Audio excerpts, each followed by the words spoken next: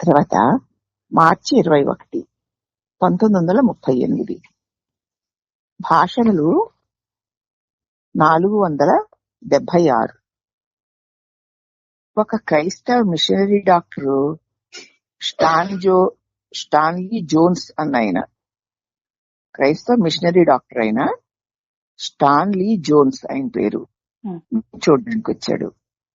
అతడు అనేక గ్రంథాలు రాశాడు కూడాను, ఉపన్యాసాలు కూడా ఇస్తూ ఉంటాడు.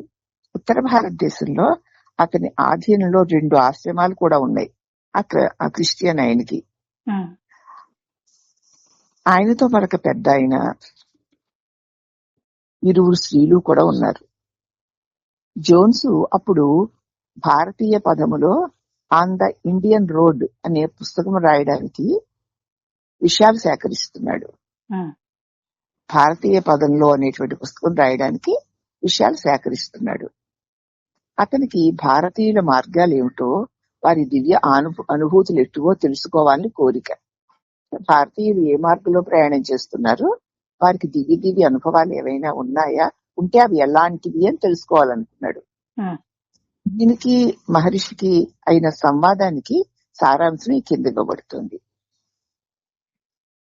ఆ జోన్స్ గారు అడుగుతున్నాడు, మీ అన్వేషణ ఏమిటి, మీ గమ్యం ఏమిటి, మీ సాధన ఎంతవరకు ముందుకు వెళ్ళింది అని అడిగాడు ఆయన. అప్పుడు మహర్షి అంటున్నారు, గమ్యం అందరికీ ఒక్కటే, కానీ గమ్యం కోసం వెతకనవసరమేమో చెప్పగలరా? అందరికీ ఒకటే గమ్యం అండి, ఇక గమ్యం కోసం వెతకవలసిన అవసరం ఏమిటి మీరు చెప్పగలరా? ఇప్పుడు ఉన్న స్థితి మీకెందుకు తృప్తినివ్వడం లేదు? ఇప్పుడు ఉన్నది మీకు తృప్తినివ్వకపోతుంది కాబట్టి మరొక దానికోసం మీరు ప్రయాణం చేస్తున్నారు. అంటే ఇప్పుడున్న దానికంటే గొప్ప దాన్ని పొందాలని, అందుకైనా ప్రయాణం. కానీ ఇప్పుడు మీరున్న స్థితి మీకు ఎందుకు తృప్తినివ్వడం లేదు అన్నారు భగవాన్. అప్పుడు ఆ భక్తుడు అంటున్నాడు, అంటే గమ్యమే లేదంటారా మీరు అని అడిగాడు అతను. భగవాన్ అంటున్నారు, అనను కాని ఎందుకు గమ్యాన్ని వెతుకుతున్నావు, అది మీకెదురు ప్రశ్న. గమ్యమే లేదు అనడం లేదు, కానీ ఎందుకు వెతుకుతున్నావు నువ్వు, అది నేను మీకు ఎదురు ప్రశ్న వేస్తున్నాను, సమాధానం చెప్పవలసింది మీరే అన్నారు భగవాన్. అప్పుడు ఆ భక్తుడు, ఇట్టి విషయాలపై నా అభిప్రాయాలు నాకున్నాయనుకోండి, మహర్షి ఏమనుకుంటున్నారో తెలుసుకుందామని నా కోరిక. ఈ గమ్యాన్ని వెతకడం అనేటువంటి అంశంలో నాకు కొన్ని అభిప్రాయాలు ఉన్నాయి, కానీ మహర్షుల వారు ఏమనుకుంటున్నారో తెలుసుకోవాలనుకుంటున్నాను అన్నాడు ఆయన. ఇప్పుడు మహర్షికి తీర్చుకోవాల్సిన సంశయాలు ఏమీ లేవండి అన్నారు. ఇప్పుడు భక్తుడు అన్నాడు, మనస్సును అధిగమించి అధమగతి నుంచి ఉత్తమ స్థితికి చేరి, మన మనస్సు అధమగతి నుంచి ఉత్తమ స్థితికి చేరి భూమిపై స్వర్గరాజ్యం సుప్రతిష్టం కావడమేనండి నా గమ్యం. మనస్సు అధమగతి నుంచి ఉత్తమ స్థితికి చెంది భూమి మీద స్వర్గరాజ్యం సుప్రతిష్టం అవుతుంది, అలా కావడమే నా గమ్యం. అధమగతితో ఉన్నటువంటి మనస్సు అసంపూర్ణమైంది కదా, అది ఉత్తమ మనస్సంగతి వల్ల పూర్ణమై శుద్ధం కావాలి. అప్పుడు అధమగతిలో ఉన్న మనస్సు అసంపూర్ణంగా ఉంటుంది కనుక అది ఉత్తమ మనస్సంగతి వల్ల పూర్ణమై శుద్ధం కావాలి, అది నా గమ్యం అన్నాడు ఆయన. మహర్షుల వారు అంటున్నారు, అంటే అధమగతి మనస్సు ఉందని, అది అపూర్ణమని, అది శుద్ధము పూర్ణము కావడానికి ఉత్తమ అనుభూతిని అన్వేషిస్తున్నారని మీరు అంగీకరిస్తున్నారు, అవునా? మీకు అధమగతి ఉందన్నమాట మీ మనసుకి, అది పూర్ణంగా లేదన్నమాట. దాన్ని మీరు శుద్ధము పూర్ణము కావడానికి ఉత్తమ అనుభూతిని అన్వేషిస్తోంది అని అంగీకరిస్తున్నారు కదూ. ఆ అధమ మనస్సు ఉత్తమ మనస్సుకి వేరా? ఒక దాన్ని కాదని రెండోది స్వతంత్రంగా ఉండగలదా అన్నాడు భగవాన్. ఇక్కడ ఏమిటంటే గూఢార్థం అధమ మనసు ఉత్తమ మనసు, అవునా? ఇక్కడ అధమము ఉత్తమము అన్నవి వేరువేరుగా ఉన్న మనసు ఒక్కటే. ఒక్కటే అమ్మా. కాబట్టి ఆ మనస్సును విడిచి అధమము ఉత్తమము అన్నవి స్వతంత్రంగా ఉండగలవా? ఉండవు. అది ఇక్కడ భగవాన్ వేసిన ప్రశ్న. మనస్సు అధమత్వము ఉత్తమత్వమును, మనస్సు అధమంగా ఉంది, మనస్సు ఉత్తమత్వాన్ని పొందాలి అంటున్నారు. మనస్సును విడిచి అధమత్వము ఉత్తమత్వము స్వతంత్రంగా ఉన్నాయా అన్నారు భగవాన్. ఆ భక్తుడు జీసస్ క్రీస్తు ఆ స్వర్గరాజ్యాన్ని క్రింది భూతలంలో అవతరింపచేశాడు. అతడు మూర్తిగా ఉన్న స్వర్గము అని నేను నమ్ముతాను. అందరూ అలాగే అనుభవం పొందాలి అని నా అభిలాష. పరుల ఆకలి, నా ఆకలి ఇత్యాదివి ఆయన సెలవిచ్చాడు. స్వరాజ్యము అంటే సుఖదుఖాల్లో పరస్పర భాగస్వామ్యమని, ఆ స్వరాజ్యము విశ్వజనీయమైతే ప్రతివాడును ఇతరులతో సమత్వాన్ని పొందుతాడని నా అభిప్రాయం అన్నాడు ఆయన. అంటే ఏమిటంటే జీసస్ క్రైస్ట్ గారు ఆ స్వర్గలోక రాజ్యాన్ని క్రిందికి భూమి మీదకి అవతరింపచేశారు. ఆయన ఆకారాన్ని ధరించిన స్వర్గమే అనుకుంటున్నాను నేను. అందరూ అలాగే అనుభవం పొందాలి, క్రీస్తు పొందిన అనుభవాన్ని అందరూ పొందాలని నా కోరిక. ఇంకా ఆయన కొన్ని మాటలు కూడా మాట్లాడాడు. ఇతరుల ఆకలి, నా ఆకలి అంటూ ఇత్యాది ఎన్నో ఆయన సెలవిచ్చాడు. ఆ తర్వాత స్వరాజ్యము అంటే సుఖ దుఃఖాల్లో పరస్పర భాగస్వామ్యము. సుఖ దుఃఖాల్లో ఒకరికొకరు సుఖ దుఃఖాలను పంచుకోవడం. ఆ స్వరాజ్యము విశ్వజనీనమైతే ప్రతివాడు ఇతరులతో సమత్వాన్ని పొందుతాడు. కాబట్టి విశ్వంలో అందరూ కూడా ఒకరి కష్ట సుఖాలు ఒకరు పంచుకుంటూ వెళ్తే అప్పుడు ప్రతి వారు కూడా ఇతరులతో సమత్వంతోనే వైరభావం లేకుండానే ఉంటారు కదా. అది నేను కోరుకుంటున్నాను అన్నాడు. అప్పుడు మహర్షి గారు అంటున్నారు, మనస్సులో ఉచ్చ నీచాలు సుఖ దుఃఖాలు అంటూ ప్రస్తావించావు. లేవు కదా మరి శుద్ధము అశుద్ధము అధమము పూర్ణము అని మనస్సులో ఉచ్చ నీచాలు సుఖ దుఃఖాలు ప్రస్తావించావు. ఈ వేదాన్ని నిద్రలో ఏమయ్యాయి నీకు అన్నాడు. భక్తుడు అంటున్నాడు, కానీ నేను బాగా మేల్కొనే ఉండగోరుతున్నాను. నేను అస్తమానం నిద్రపోవాలనుకోవట్లేదు, ఎక్కువసేపు మెలుగుగానే ఉండాలనుకుంటున్నాను అన్నాడు. అప్పుడు మహర్షి, ఇప్పుడు బాగా మేల్కొన్న స్థితిలోనే ఉన్నావా ఏమిటి? లేవు. నీ స్థితి నిరంతర నిద్రలో స్వప్నం మాత్రమే. నేను మేల్కొని ఉన్నాను, స్పష్టంగా ఉన్నాను, నా గమ్యం పట్ల నేనంటే అజ్ఞానంతో లేను, జ్ఞానంతో ఉన్నాను అన్నట్లు మాట్లాడాడు ఆయన. అప్పుడు మనిషి అన్నాడు, ఇప్పుడు బాగా మేల్కొని ఉన్నావా ఏమిటి? స్పష్టంగా ఉన్నావా ఏమిటి? లేవు నువ్వు. నీ స్థితి నిరంతర నిద్రలో స్వప్నం లాంటిది. ఇప్పుడు ఎంతో బాగున్నావు గాని నిరంతరము నిద్రపోయేవాడి నిద్రలో వచ్చే స్వప్నం లాంటిది ఇది కూడా. ప్రపంచాన్ని, విషయాలని, వ్యవహారాలని కలలుగంటూ అందరూ నిద్రలోనే ఉన్నారు. ఇది ప్రపంచమని, దీనిలో విషయాలు ఉన్నాయని, దీనిలో ఈ వ్యవహారాలు ఉన్నాయని, ఇలా జరిగితే బాగుంటుంది, అలా జరిగితే బాగుంటుంది, ఇలా జరగకూడదు, అలా జరగకూడదు, అందరూ వైరభావాలు లేకుండా సమత్వంగా ప్రేమగా ఉండాలి అంటున్నావు చూడు. ఇవన్నీ కూడా కలలే.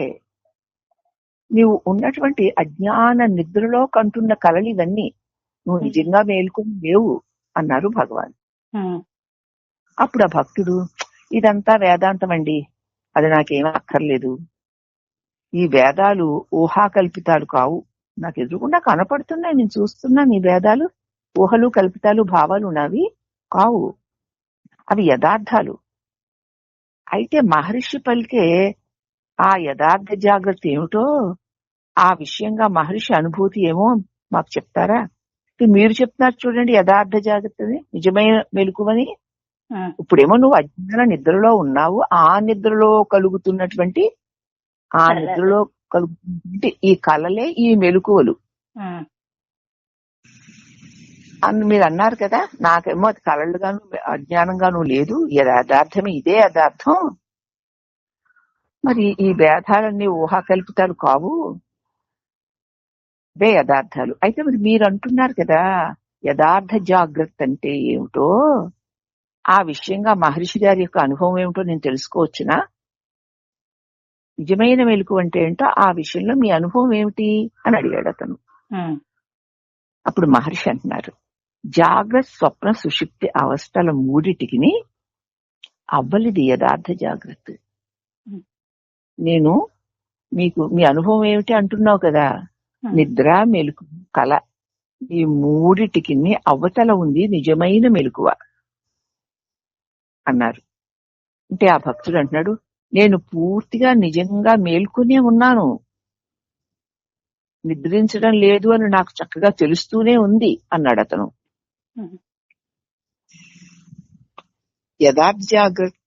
యథార్థ జాగ్రత్త భేదాలకు అతీతమైంది. నువ్వు నిజమైన యథార్థ జాగ్రత్తలోనే ఉంటే నీకు భేదాలే కనిపించవు. ఈ భేదాలన్నిటికీ అతీతమై ఉంటుంది యథార్థ జాగ్రత్త. కానీ నువ్వు ఇన్ని భేదాలతో కూడి ఉండి కూడా నేను నిజమైన మెలకువలోనే ఉన్నాను అంటున్నావు అన్న భగవాన్. మళ్ళీ ప్రతి వ్యక్తి తన అనుభవం తనకి గొప్పదని అనుకునే తను అనుకుంటాడు తప్ప అవతలి వారు చెప్పుతున్న దానిలో ఎంత అనుభవం ఉందో ఎంత స్వచ్ఛత ఉందో మనం గ్రహించలేము.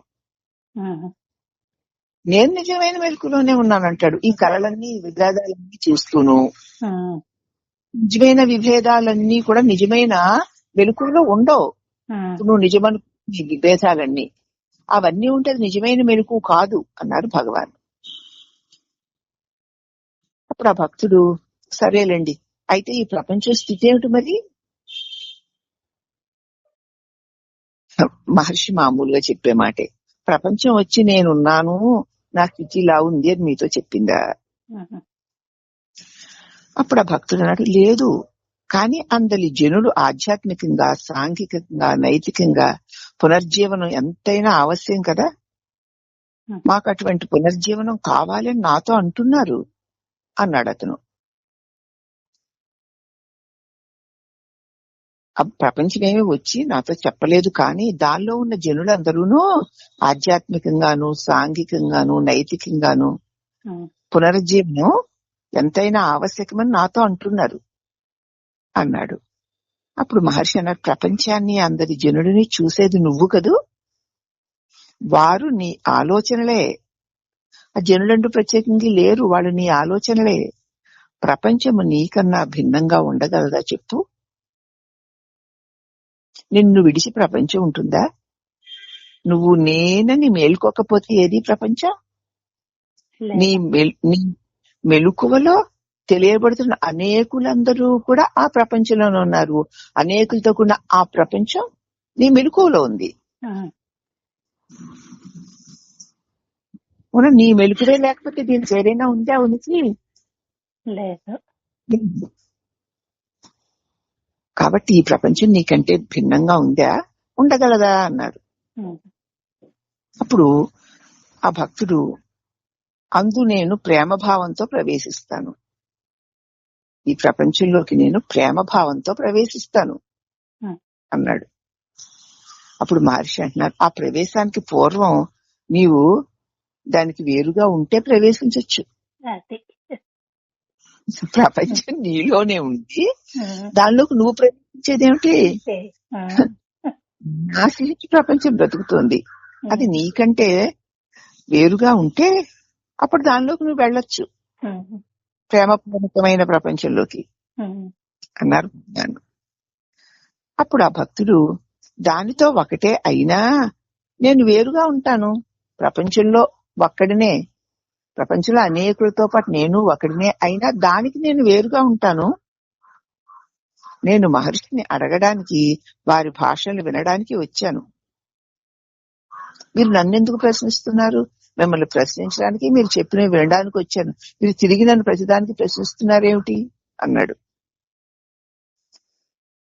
అప్పుడు మహర్షి మీకు సమాధానాన్ని ఇవ్వరే ఇచ్చారు కదా, ఆ సమాధానం ముక్తసరిగా ఇంతే, యథార్థ జాగ్రత్తలో భేదాలకి తావు లేదు, నువ్వు భేదాలతో కూడిన మెలకువతో ఉన్నావు కాబట్టి నీది యథార్థ జాగృతి కాదు, ఇంతే సమాధానం అన్నారు భగవాన్. అప్పుడు ఆ భక్తుడు, అట్టి అభేదం విశ్వజనీయం కాగలదా? ఇట్టి అభేదం, భేదం లేని స్థితి విశ్వజనీయం కాదు. విశ్వంలో అందరికీ అటువంటి స్థితి ఉంటుందా అని అడిగాడు. మహర్షి అన్నారు, అక్కడ భేదాలు ఎక్కడివి? దానిలో వ్యక్తులు లేరే. విశ్వం అన్నది వేరే లేదు. నీకంటే నువ్వే విశ్వంగా ఉన్నావు. ఉన్నవారందరూ నువ్వే అయి ఉన్నావు. ఇంకా విభేదాలు ఎలా వస్తాయ్యా? అర్థమైందా విషయం? అమ్మా గట్టిగా వివరణ చెప్పండి అమ్మా. అదేనమ్మా,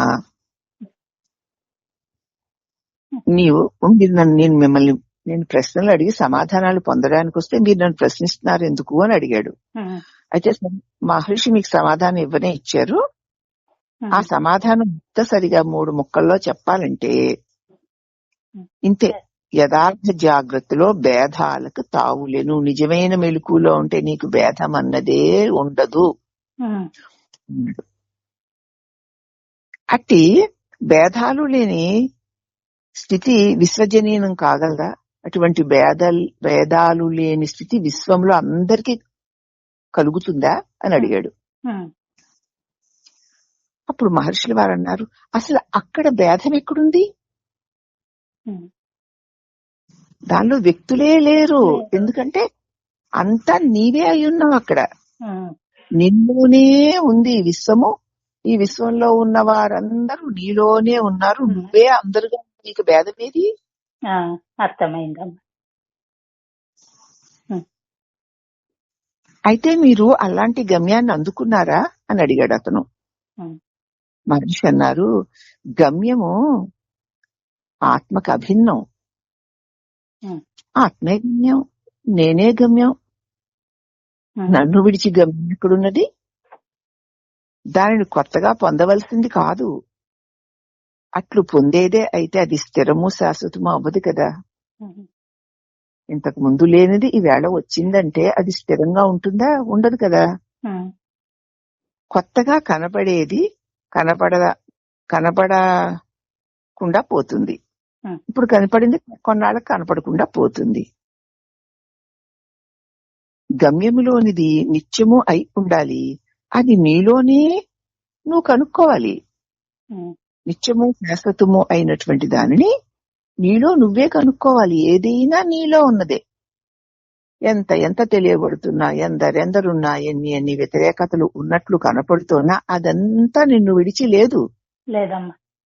అంతా నువ్వే. అక్కడ భేదమే లేదు. అంతా తానే అయి ఉన్నానని, తనలోనే సమస్తము ఉన్నదనంటే తన ప్రకాశంలో, తన తెలివిలో ఉన్నదని చూసిన వాడికి భేదం ఎందుకుంటుంది? నీ మీద నీకేమైనా ద్వేషము, భేద భావము ఉంటాయా? ఉండదమ్మా. కాబట్టి దాన్ని నీలోనే నువ్వు కనుక్కో దాన్ని. అంటే ఆ భక్తుడు అన్నాడు, మహర్షి గారి అనుభవం ఏదో నేను తెలుసుకోవాలనుకుంటున్నాను అన్నాడు. ఇప్పుడు మహర్షి గారికి ఎట్టి జ్ఞాన ప్రకాశము అక్కర్లేదు. నేను దేన్ని తెలుసుకోక్కర్లేదు, నాకు ఏ జ్ఞాన ప్రకాశము అక్కర్లేదు. ఆ ప్రశ్న పృచ్ఛకునికి ఏ విధంగానూ ఉపయోగపడదు. నా అనుభవం నీకు చెప్పాలంటే నాకు ఏ జ్ఞానముతోని పని లేదు, దేనిని తెలుసుకోవాల్సిన అవసరం లేదు. అందుచేత ఈ ప్రశ్న నీకు ఏ విధంగానూ ఉపయోగపడదు. నువ్వేదో తెలుసుకోగోరుతున్నావు, నువ్వు తెలుసుకోగోరేవేవి నాకు అవసరం లేదు, నాకు తెలియదు కూడా. నాకు తెలుసుకోవాల్సిన పని లేదు. నాకు ఆత్మసిద్ధి అయ్యిందో లేదో పృచ్ఛకుని ప్రమేయం కాదు. నీకు ఆత్మసిద్ధి అయ్యిందని నువ్వు చెప్తే నేను ఆత్మసిద్ధిని పొందుతానా? కాబట్టి నాకు ఆత్మస్థితి అవ్వడానికి పృచ్ఛకుని ప్రమేయం ఏముంది? నేనుగా ఉండడానికి మీ అందరి ప్రమేయం ఎక్కడుంటుంది అన్నారు భగవాన్. అప్పుడు భక్తుడు, అలా కాదు, ప్రతి వాని అనుభవంలోనూ మానవాళికి ఉపయోగించే అంశాలుంటాయి. అందువల్ల తమ అనుభవాలను పరస్పరం పంచుకోవచ్చు కదా. అది కాదండి, ప్రతివాడి అనుభవంలోనూ కొంచెం ఇతరులకి ఉపయోగపడేటువంటి అంశాలు ఉంటాయి ఎప్పుడో ఒకప్పుడు. అందువల్ల తమ అనుభవాలను పరస్పరము పంచుకోవచ్చు కదా. అన్నాడు. అప్పుడు మహర్షి అన్నారు, ప్రశ్నించేవాడు తన సంశయాలను తనకి తానే పరిష్కరించుకోవాలి. అందువల్ల తనను తానే ప్రశ్నించుకోవడం ఉత్తమం. ఎవడైతే ప్రశ్నిస్తున్నాడో అతడు సంశయాలన్నింటినీ తానే పరిష్కరించుకోవాలి. ఇతరులు పరిష్కరించాలని చూస్తే అవి పరిష్కరింపబడవు. ఎందుకంటే నీ భావాలు ఇతరుల భావాలకి వ్యతిరేకంగా ఉంటాయి గనక. అందుచేత తన సంశయాల్ని తానే పరిష్కరించుకోవాలి. అందువల్ల తనను తానే ప్రశ్నించుకోవడం ఉత్తమం. అప్పుడు ఆ భక్తుడు అన్నాడు, నా ప్రశ్నకు సమాధానం నాకు తెలిసే ఉంటుంది. నేనేం ప్రశ్న వేసాను దాని సమాధానం నాకు తెలుసు. మరి తెలిస్తే ఎందుకు అడుగుతున్నావు? అయితే సరే ఏది చెప్పండి అన్నారు భగవాన్. అప్పుడు ఆయన అంటున్నాడు, 20 ఏళ్ల క్రితం స్వర్గరాజ్యాన్ని నాకు చూపించారు. భగవత్ అనుగ్రహం వల్లనే అది జరిగింది. నా ప్రయత్నమేమీ లేకుండానే అది జరిగింది. అప్పుడు నేను ఎంతో సంతోషించాను. దాన్ని విశ్వజనీనం చేసి సాంఘిక ప్రయోజనాల కోసం మలచి నైతిక ఉద్ధరణకు అనువుగా తీర్చాలని నా కోరిక. ఈ సందర్భంలో మహర్షి దివ్యానుభూతి ఎలాంటిదో తెలుసుకోవాలనుకుంటున్నాను అన్నాడు. అంటే ఏమిటనమాట, ఆయనకి 20 ఏళ్ల క్రితమే స్వర్గలోక రాజ్యాన్ని చూసేట అతను. అది నా ప్రయత్నం వల్ల కాదు, భగవంతుని అనుగ్రహం వల్లనే అది నాకు సిద్ధించింది. దానికి నేను ఎంతో సంతోషించాను. సంతోషించి ఈ భగవద్ అనుభవాన్ని విశ్వజనులు అందరికీ పంచాలి, దాన్ని సాంఘిక ప్రయోజనాల కోసం నైతిక ఉద్ధరణ కోసం అనువుగా తీర్చిదిద్దాలి అనుకున్నాను తన అనుభవాన్ని. ఆ సందర్భంలోనే నేను మహర్షి గారి యొక్క దివ్యానుభూతులను తెలుసుకోకూడదు. ఆయన పుస్తకం కూడా రాయదలిచాడు కదా మరి. అందుకని స్వర్గలోక రాజ్యాన్ని పొందిన వారి అనుభవాలు ఎలా ఉంటాయి, అద్భుతాలు ఎలా ఉంటాయని తెలుసుకొని ఆ పుస్తకంలో రాయాలని. కాబట్టి మహర్షి యొక్క దివ్యానుభూతిని తెలుసుకోవాలి అనుకుంటున్నాను. అప్పుడు అక్కడే ఉన్నటువంటి శ్రీమతి జనరాజదాస జోక్యం చేసుకుని మృదువుగా ఇలా అన్నారు, ఆ స్వరాజ్యమును భూతలములోనే మహర్షి అందజేశారని మేమందరం అంగీకరిస్తున్నాం. మీరెక్కడో మనం వేరే లోకంలోకి వెళ్లి దాన్ని అనుభవించడం కాదు. అటువంటి స్వరాజ్యాన్ని ఈ భూతలంలోనే మహర్షుల వారు అందరికీ అందజేశారని మేమందరం అంగీకరిస్తున్నాం. వారి ఆత్మానుభూతి మీద మీ ప్రశ్నలేమిటి? సమాధానాలకై మీ అనురోధం ఏమిటి? ఆ అనుభూతిని నువ్వు ప్రయత్నించి సాధించుకోవాలి తప్ప ప్రశ్నలు వేసి ఆ వివరాలు తెలుసుకుంటావే తప్ప అనుభూతిని నువ్వు పొందగలవా? ప్రయత్నం చేసి సాధించుకోవాలి అన్నారు ఆవిడ, జిన రాజదాస అనేటువంటి ఆవిడ. ఆమె మాటల్ని ఆయన చాలా శ్రద్ధగా విని కొంచెం సేపు వాదించి మళ్ళీ మహర్షిని ప్రశ్నించడం మొదలెట్టాడు. 1-2 అడగనిచ్చి మేజర్ చాడ్విక్ గారు దృఢస్వరంతో ఇలా హెచ్చరించారు, స్వర్గరాజ్యం నీ లోపలే ఉంది అంటోందా బైబిలు అన్నారు. అప్పుడు ఆ భక్తుడు, మరి దాన్ని ఎలా సాధించాలి అన్నాడు. అప్పుడు చాడ్విక్ అన్నారు, నీకై మహర్షి దాన్ని సాధించి పెడతారా? మరి నీకు స్వర్గరాజ్యం కావాలి, అది నీలోనే ఉంది, దాన్ని నీలోనే ఉన్నదా నువ్వే పొందాలి గాని మహర్షి ఏమైనా సంపాదించి పెడతారా? అలా కాదు, నేను అలాగ అడగలేదు అన్నాడు. ఇప్పుడు మళ్ళీ చాడ్విక్ గారు అన్నారు, స్వర్గరాజ్యం నీలోనిదే, నీవు అలవరుచుకోవలసినదే, నీలోనే ఉంది స్వర్గరాజ్యం, దానిని నీలోనే కనుక్కోవడానికి నువ్వు చేసుకోవాలి ప్రయత్నం అన్నారు. అప్పుడు భక్తుడు అంటున్నాడు, అది లోపల ఉన్నది అని వినేవారికి మాత్రమే, అది లోపల ఉందని వింటున్న వాళ్ళకి లోపల ఉందని తెలిసిన వినని వాడు బోడు మంది ఉన్నారు కదా అంటాడు. అప్పుడు చాడ్విక్ అన్నారు, బైబిల్ నీలో ఉన్నదే గాని దానికి ఏ నియతులు విధించలేదు. బైబిలు స్వర్గలోక రాజ్యం నీలో ఉన్నది అని అన్నదే గాని దానికి ఈ నియమాలు ఈ నిష్టలు అంటూ ఏమీ చెప్పలేదు అన్నాడు ఆయన. అప్పుడు జోన్స్ తానప్పటికే చాలా కాలం తీసుకున్నానని మహర్షికి ఇతరులకి ధన్యవాదాలు చెప్పి వెళ్ళిపోయాడు. ఇప్పుడు నేను చాలా మీ సమయాన్ని నేను తీసుకున్నాను కాబట్టి మహర్షి గారికి ఇతరులందరికీ కూడా మీ సమయాన్ని నా కోసం ఇచ్చినందుకు నేను ధన్యవాదాలు అని ఆయన వెళ్ళిపోయాడు. మరి ఆయనకి తనలో ఉన్న స్వర్గలోక రాజ్యం ఎలాగ తాను తెలుసుకుని అనుభవించాడో తెలీదు. అతడు ఒక జిజ్ఞాసతో భారతదేశంలో ఉన్నటువంటి మహాత్ములు వాళ్ళ యొక్క అనుభవాలు అద్భుతాలు తెలుసుకొని పుస్తకంలో రాయడం కోసం వచ్చాడు. స్వర్గలోక రాజ్యం అంటే ఎక్కడో దూరంగా ఉందని, దాన్ని మనం అందుకోవాలని, అందుకుంటే ఆనందంగా ఉంటామని, అది అందుకొని వచ్చి ఆ ఆనందాన్ని మిగతా వాళ్ళందరికీ కూడా అందింప చేయాలని ఆయన ఆశయమట. దానికి భగవాన్ అన్నారు, స్వర్గలోక రాజ్యం నీలోనే ఉంది,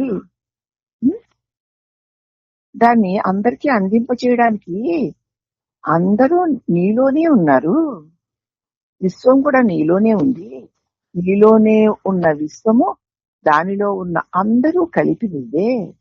అదే సామరస్యము, సమత్వము, సరళత, సేవ, ప్రేమ అన్ని అదే.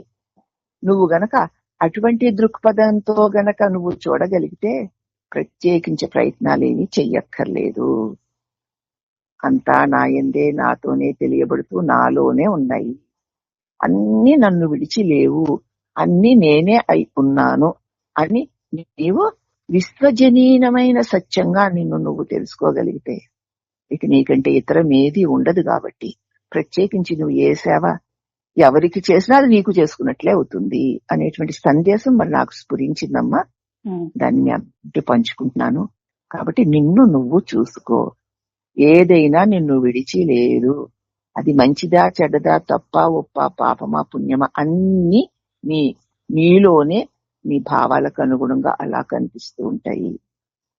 చూస్తే నువ్వు లేకపోతే చూడబడేవేవి ఉండవు. చూడబడేవన్నీ నిన్ను విడిచి లేవు కాబట్టి అన్నీ నువ్వే అవుతున్నావు